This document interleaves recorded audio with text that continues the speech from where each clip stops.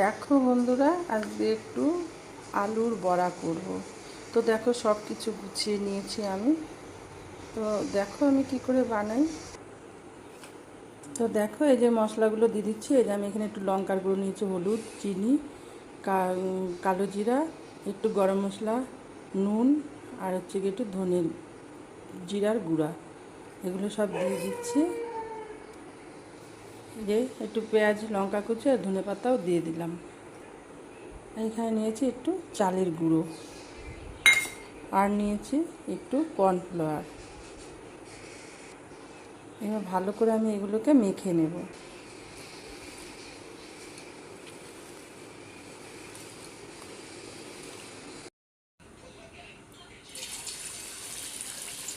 এই যে কড়াইতে তেলটাও গরম হয়ে গেল, আর এদিকে যে বড়াগুলো দিয়ে দিচ্ছি। দেখো আজকে রাত্রে ভাতে জল দিয়ে রেখেছি।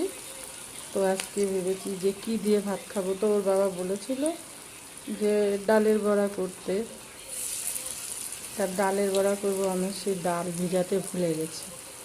এখন কি করব, ঘরে এসে তাড়াতাড়ি করে ভাবলাম একটু আলু বড়া করি। তো দেখো আলুর বড়া করছি কী করে।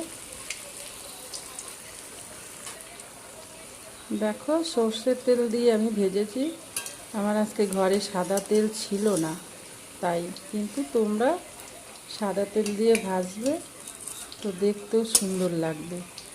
তো দেখো এই যে বড়াগুলো উল্টে দিচ্ছি। এই যে কি সুন্দর উল্টে যাচ্ছে। দেখো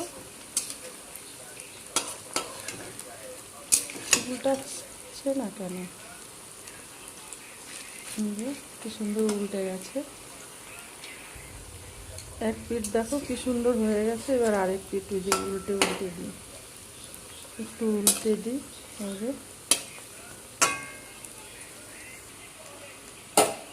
তো দেখো বড়াগুলো আমার ভাজা হয়ে গেছে।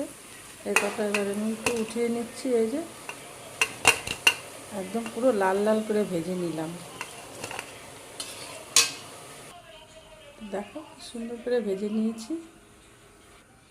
এই আরেকটু আছে, ওইটুকু একটু ভেজে নিচ্ছি। এই বড়াগুলো দেখো কি সুন্দর হয়ে গেছে।